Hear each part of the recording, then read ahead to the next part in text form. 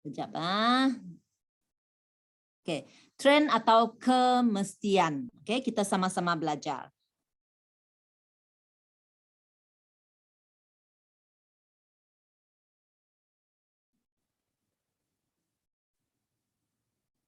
Oke, sebelum saya mula, saya ingin mengambil kesempatan ini untuk mengucapkan berbanyak-banyak terima kasih kepada sebuah syarikat MLM yang nombor 1 di Malaysia, yaitu Elken Sdn Bhd, kerana menyediakan kita satu sistem pendidikan dan juga satu cara di mana kita boleh berjaya melakukan perniagaan MLM untuk sesiapa yang berminat. So terima kasih kepada Elken Sdn Bhd. Juga kepada kita punya semangat Angsa Laut Elken. Di Elken kita ada satu pasukan, kita bergerak sebagai satu pasukan di mana kita saling membantu, berkongsi pengalaman, berkongsi tips dan juga membimbing satu sama lain upline dengan rakan kongsi dengan downline, di mana kita sama-sama berjaya . Oke, di Elken juga kita ada budaya berterima kasih, budaya menghormati, dan budaya berterima kasih kepada insan-insan yang memperkenalkan kita ke dunia Elken, yaitu kita punya macam ibu bapa di Elken. Kita punya upline, jadi saya ingin mengambil kesempatan mengucapkan terima kasih kepada barisan upline saya, yaitu yang pertama kita punya LSM 7 bintang, MCCM Andrew Nicholas, yang sentiasa berkongsi tips dan juga kebaikan dan memberi kefahaman konsep MRT Elken kepada sesiapa saja yang ingin mendengar. Jadi ini telah membina rangkaian yang sangat-sangat besar kerana banyak orang sudah faham dan mereka akan mengamalkan produk-produk kesihatan Elken, itu terutamanya MRT konsep MRT. Seterusnya kepada kita punya upline lagi, yaitu MCCM Sylvester Chi yang juga berada di Kota Kinabalu, sentiasa nampak muda, awet muda, kerana produk mungkinlah sebab semua yang mengamalkan MRT ini kita tengok kan jarang muka dia berubah. Memang sama. Banyak-banyak tahun saya berada di Elken kan, muka tidak pernah berubah. Terutama semua upline saya. Seterusnya,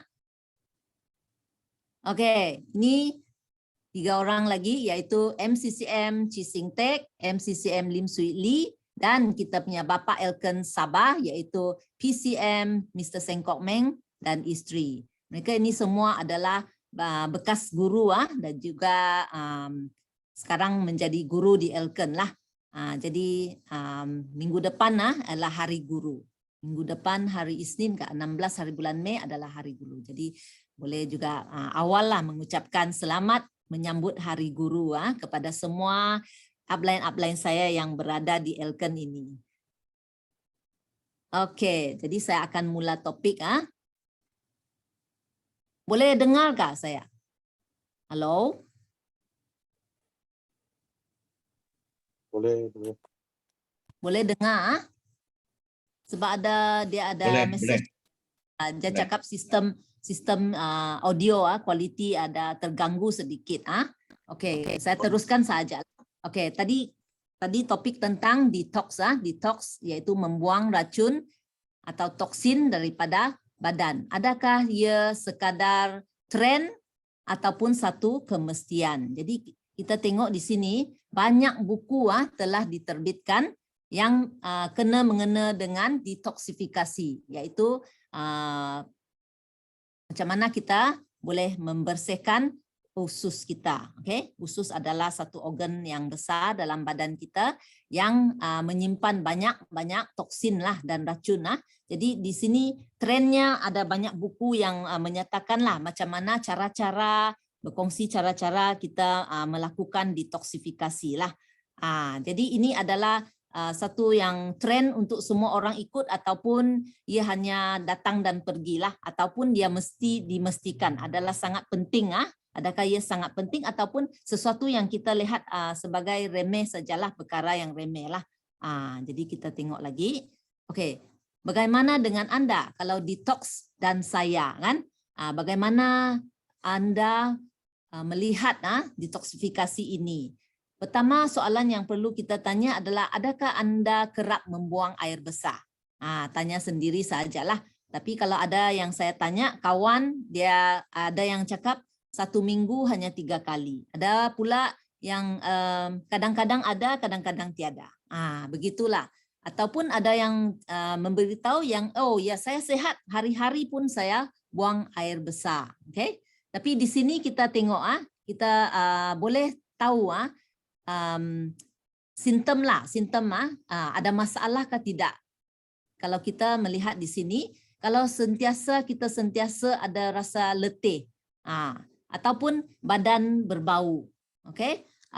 Ataupun kita sendiri yang tahulah kan, di mana ada masalah kulit. Kadang-kadang kulit macam gatal-gatal, ada pimples, ada jerawat, okay? Kesukaran tidur, okay? Ketagihan makanan. Lepas makan masih lagi fikir mau makan lagi. Ada masalah lah nih kan. Lepas tu berlebihan berat badan. Berat badan tidak dapat dikawal, okay? Sakit kepala, gas dan kembung perut. Perut sentiasa macam rasa ada angin di dalam, okay? Sembelit dan atau cerit-berit dan lingkaran hitam bawah mata. Bukan saja ini lingkaran hitam kerana kurang tidur lah mungkin dari sebab kerana kurang tidur, tapi dia juga disebabkan oleh masalah kita punya usus lah, masalah usus. Okay? Jadi ini adalah soalan-soalan yang kita boleh tanya sendiri ataupun kita sendiri akan tahulah. Okay. Ini pula ianya bukan sekadar apa yang Anda makan. Adakah makanan Anda akan mempengaruhi kesihatan usus kita, ataupun kita bila melihat di sekeliling kita, ianya juga sekadar apa yang menghalang penyerapan Anda. Jadi kita perlulah menghayatilah, melihat sekeliling kita. Adakah ini satu yang penting ataupun kita hanya sekadar tren saja, ikut orang sahaja. Jadi kita sama-sama belajar. Okey, sebenarnya gaya hidup kita apabila kita terlampau banyak makan dan gaya hidup yang tidak terkawal kan, ia boleh menyebabkan toksin berkumpul di dalam badan kita. Sebenarnya hari-hari banyak toksin yang akan masuk ke dalam badan kita lah. Jadi apabila kita punya kolon ni kan bertemu dengan toksin, ia akan mendatangkan banyak masalah. Masalah yang kita akan hadapi satu persatu kita belajar sama-sama. Okey. Inilah masalah yang kita akan hadapi, okey? Penyerapan nutrisi lah akan terganggu, okey? Apabila kita punya kolon ini penuh dengan toksin tersumbat di lapisan dalaman kolon. Kita ambil contohlah kalau ada sungai atau longkang penuh dengan sampah sarap. Bagaimana air akan mengalir dengan sempurna? Kalau banjir macam mana? Selalu menyebabkan banjir kilat. Kalau baru-baru ini kita tengok di Semenanjung kan, di Sabah juga banyak kes-kes di mana banjir kilat berlaku. Apa sebabnya? Inilah contohlah kerana mungkin masalah longkang ataupun sungai yang sudah tersumbat, banyak sampah lah. Jadi air akan melimpah keluar dari sungai lah. Okey. Dan masalah penyumbatan ini akan cenderung melemahkan penyerapan nutrisi pada manusia. Kalau kita punya usus tersumbat, ia akan menyebabkan kita tidak dapat menyerap nutrisi. Kalau kita makan benda-benda yang bagus, makanan yang macam vitamin kan, yang bagus dan mahal, tapi badan kita tidak akan dapat manfaat ini. Kenapa? Kita punya usus tu sudah pun tersumbat lah. Kerana kalau kata pakar, kita punya usus ini panjangnya 6 kali ketinggian kita. Jadi dia sangat-sangat panjang Kalau untuk seorang yang 5 kaki begitu, dia punya usus lebih kurang berapa? 30 kaki panjang. Jadi dia belit-belit dan susah untuk apalah itu nutrisi ya akan masuk dengan baiklah. Jadi ini adalah masalahnya. Oke. Penyerapan semula toksin akan membebankan organ hati, seterusnya mengakibatkan gejala keletihan. Ini adalah karena terlampau banyak toksin, itu boleh membebankan kita punya organ hati. Organ hati ini adalah satu organ yang besar dan fungsinya adalah membuang racun. Jadi bila dia sudah buang racun dan racun pun terlampau banyak, tidak dapat keluar dari badan, ia akan diserap balik oleh kita punya organ hati lah. Auto intoxicate diracun balik lah. Baru buang tapi karena serap balik lagi karena dia sudah penuh, badan sudah penuh dengan toksin. Oke, seterusnya apabila persekitaran usus Anda yang tersumbat ini dia akan menyebabkan penyerapan nutrisi yang lemah. Usus akan menghantar isyarat yang salah ke otak. Ini lagi satu masalah.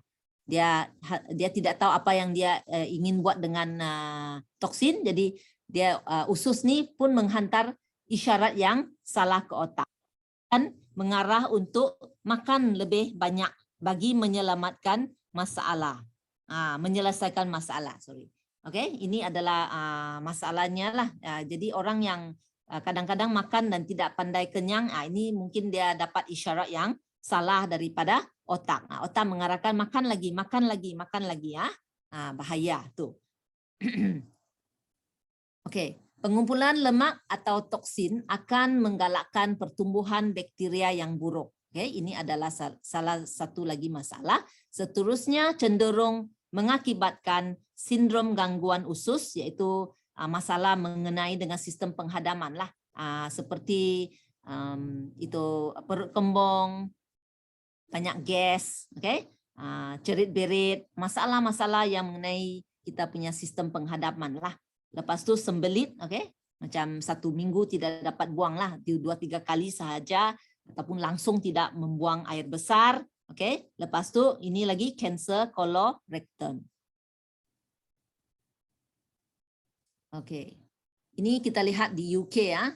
Di UK secara purata 182 individu dimasukkan ke hospital setiap hari akibat masalah sembelit. Kita tidak pernah dengar ini, tetapi ini adalah kajian dan juga yang dibagi tahulah untuk semua orang. Satu di dalam 7 orang dewasa akan menghadapi masalah sembelit.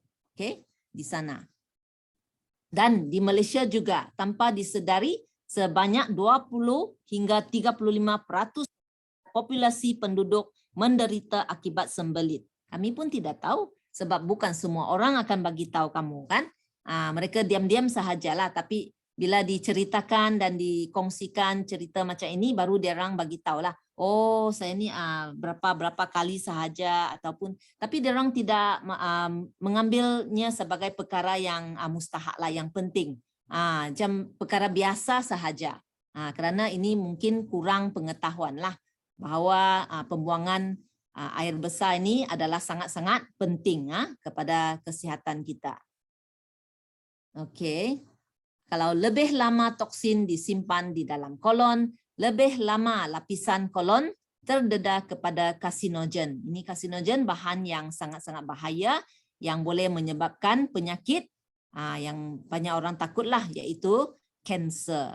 Dalam risiko ini 1.8 kali lebih cenderung menyebabkan kanser kolorektal lah, lebih tinggi kerana kandungan badan penuh dengan karsinogen yang tinggi. Di Malaysia kan, kanser kolorektal merupakan pembunuh nombor 2. Ikut kajian lah. Dan kanser nombor 1, kanser paling biasa di kalangan lelaki, dan nombor 2, kanser paling biasa di kalangan wanita. Ini macam sudah perkara biasa lah. Kalau pergi hospital, kebanyakan pesakit yang pergi hospital adalah masalah apa? Masalah itu kanser lah. Kanser kolorektal. Dan dia adalah pembunuh yang senyap juga.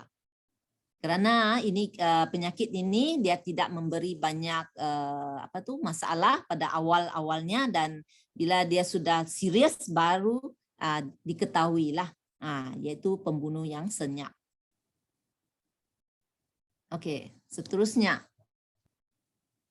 Kunci utama adalah membersihkan kolon secara menyeluruh. Ini adalah penyelesaiannya lah. Kita akan menceritakan tentang apa yang kita perlu buat. Kita tak akan biarkan perkara ini berleluasa dan berpanjangan. Oke? Ini dia memperkenalkan Lactose S, yaitu minuman bersirat yang sangat-sangat luar biasa, yang boleh membantu kita membersihkan kolon kita.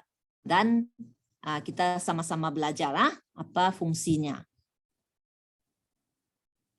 Ini ialah formulasi yang terkandung di dalam Lactose S. Lactose S ini, bahan-bahannya ialah dextrin, probiotik, dan juga laktosa. Jadi kita belajar sama-sama apa fungsi setiap bahan ini ya.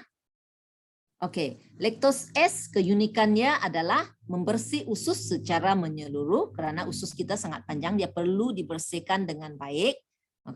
Menyediakan persekitaran usus yang seimbang. Maksudnya ini adalah tentang bakteria di mana kandungan bakteria dalam usus kita kena seimbang. Bukan kita ada bakteria baik dan bakteria yang jahat. Jadi kita kena ada satu kandungan bakteria yang seimbang. Ketiga, merangsang pergerakan usus, di mana kita punya otot-otot di dalam usus nih perlu aktif lah untuk menolak keluar toksin dan juga najis yang degil. Kita satu-satu tengok. Dextrin, membersih usus secara menyeluruh. Tengok ini dextrin, peranan dia macam span lah. Kalau kita cuci piring, cuci rumah, sinki semua, kita perlu guna span ini, dan kerjanya ialah menyerap keluar kotoran lah.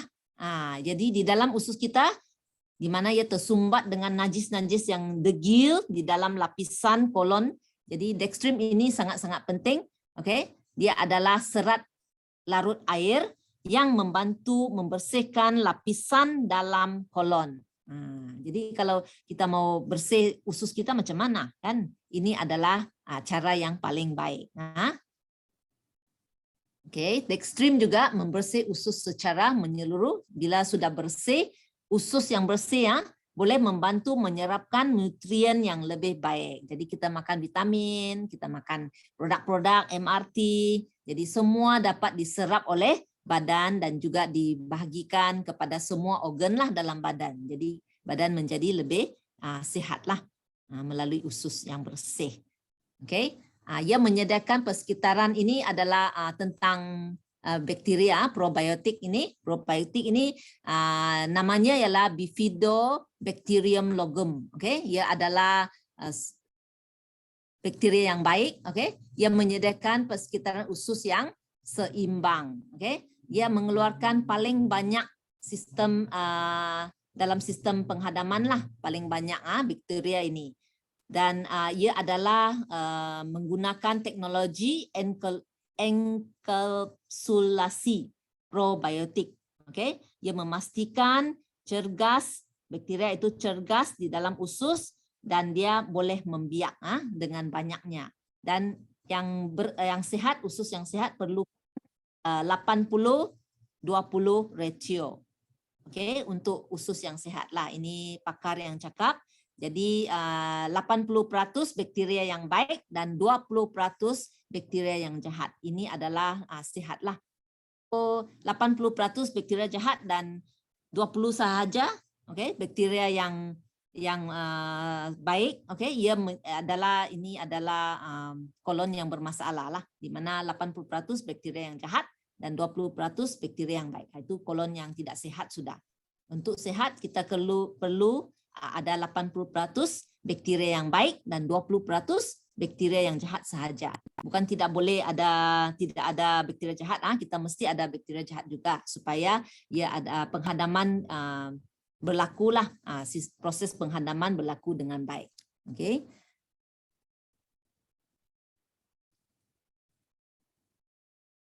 Ini probiotik juga menyediakan persekitaran usus yang seimbang. Okey. Bifidobacterium logum dalam Lactose S menyediakan persekitaran untuk pertumbuhan bakteria baik dan mencegah pertumbuhan bakteria yang buruk. Dia juga akan mencegahlah supaya bakteria buruk ini tidak bertambah banyak.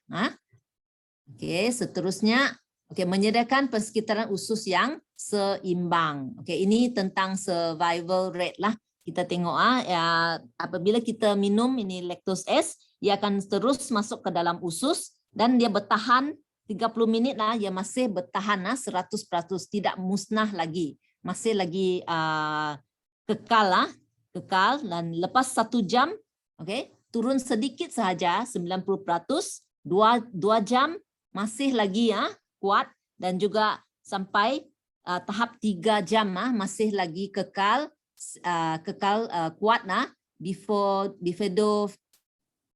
Bifidobacterium logum dalam Lactose S ini dia rentan asid dan boleh diangkut ke usus besar. Jadi maksudnya dia akan sampai ke usus besar dengan masih aktif dan kuat, bukan dimusnahkan oleh haba atau dimusnahkan oleh asid. Okey, dia masih kuat lagi. Okey, ini laktosa juga merangsang pergerakan usus. Ini peranan laktosa lah. Laktosa mengembangkan dinding usus. Bila dia sudah masuk, ia mengembang. Lepas itu merangsang pergerakan usus. Dia aktifkan otot-otot di dalam usus itu untuk menyingkirkan lemak, toksin, sisa buangan dan juga najis yang degil. Ini adalah peranan bahan yang ketiga, yaitu laktosa. Okey, jadi untuk menyihatkan usus kita perlukan Lactose S. Okey, S ini bermaksud segera dan juga selesa.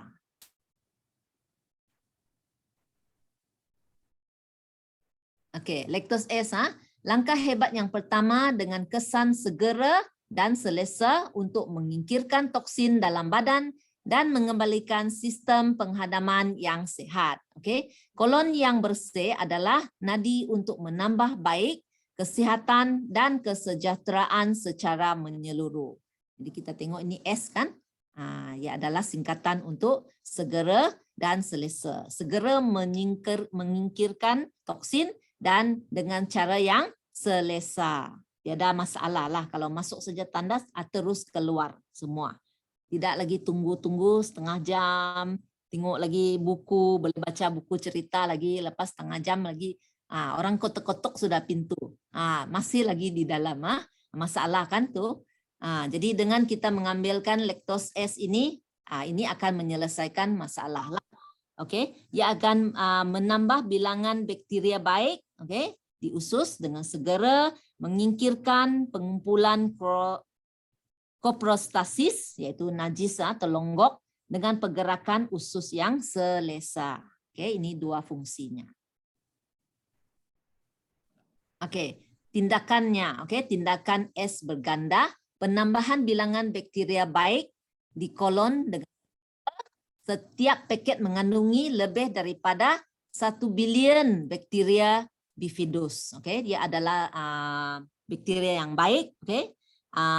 Menggunakan teknologi pengeringan sejuk beku bagi mencegah bakteria baik daripada dimusnahkan oleh haba dan juga rentan kepada asid. Ya, memang selamatlah. Itu bakteria masih hidup, masih cergas dan aktif untuk melakukan fungsi pembersihan dan juga pembiakan. Okey, dan menyingkirkan najis degil dengan pergerakan usus yang selesa. Okey, seranan pengambilan, ia berperisa beri biru yang sedap. Sesiapa yang belum ambil mestilah cuba. Okey, pada yang biasa sudah memang sedaplah dan ada perasa buah-buahan. Okey, untuk orang dewasa kita boleh ambil yang tidak pernah ambil, okey, baru mau mula kita ambil 1 paket sehari berturut-turut selama 6 hari ya. Lepas tu mengekalkan kesihatan, kita ambil 1 paket seminggu. Jadi kalau berat badan jugalah ada memainkan peranan. Kalau orang yang sudah berat badan lebih 60 kilo, okay, perlu mengambil 2 paket, okay, supaya dia lebih berkesan lah. Okay. Cara-caranya kita campur dengan 250 ml air pure, air bersih ataupun jus buah-buahan. Kita campur dengan lactose S inilah. Ambil semasa perut kosong. Paling bagus ialah waktu pagi lah, selepas kita bangun dari tidur, kita boleh start ambil lah. Lepas tu minum sekurang-kurangnya 4 ke 6 gelas air setiap hari. Ini boleh melancarkan lagi lah pembuangan toksin. Dan juga elakkan pengambilan makanan pejar sekurang-kurangnya 4 jam sebelum dan selepas pengambilan. Jadi yang paling sesuai ialah waktu pagi, tapi kalau waktu petang kita pastikanlah kita tidak mengambil makanan, okay, sebelum kita mau minum dan juga selepas kita minum. Okay. Itu kita boleh atur dia punya masa lah, walaupun kita ambil sebelah petang. Oke. Seterusnya datang kepada kita punya testimoni. Ini tentang Muhammad Yasir, 46 tahun. Sebelum mengambil lactose S ini bermasalah pembuangan air besar yang tidak lawas dan mengambil masa yang lama. Oke, selepas pengambilan, oke, dia berasa selama 6 hari, oke, selama 6 hari mengambil produk, pembuangan air besar bertambah baik. Oke, seterusnya ini Khadijah, 65 tahun, seorang makcik, mengalami sembelit sejak zaman remaja. Wow, lamanya. Dia bergantung kepada ubat-ubatan untuk pembuangan air besar. Oke, jadi selepas pengambilan produk, berasa lega dan juga tidak perlu bergantung kepada perubatan. Oke, seterusnya. Ini lagi Fong Pik Wu, 52 tahun, yang mempunyai masalahnya mempunyai najis yang keras serta berdarah. Oke, selepas pengambilan, pembuangan air besar menjadi lawas dan hanya mengambil masa kurang daripada 5 menit. Oke, bagusnya. Oke, dan terusnya. Ini tentang Abdul Ajik, MCCM dari Tawau, 48 tahun. Sebelum pengambilan selalu berasa perut kembung dan tidak selesa ketika pembuangan air besar. Selepas pengambilan produk, berasa lebih ringan dan tidak lagi perlu memeran ketika membuang air besar. Oke, itu dia testimoni yang sangat-sangat baik dan luar biasa selepas pengambilan lactose S. Oke, itu dia lactose S, fungsi yang boleh membantu kita menyihatkan usus Anda. Jadi saya sudah sampai ke penghujung perkongsian pada pagi malam ini. Terima kasih kepada semua yang memberi perhatian. Saya harap kita sedikit sebanyak sudah belajar sesuatu yang kita boleh sendiri amalkan dan juga berkongsi dengan kawan-kawan dan keluarga di luar sana. Jadi sekian, terima kasih dan jumpa Anda di puncak kesihatan dan kejayaan Elken. Balik kepada MC kita yang luar biasa. Terima kasih. Terima kasih kita punya yes. Sungguh padat dan orang bilang memang padat info yang kita penceramah sampaikan. So saya percaya semua sudah paham apa sebenarnya kelebihan kita punya produk lactose nih. Jadi sekejap ya.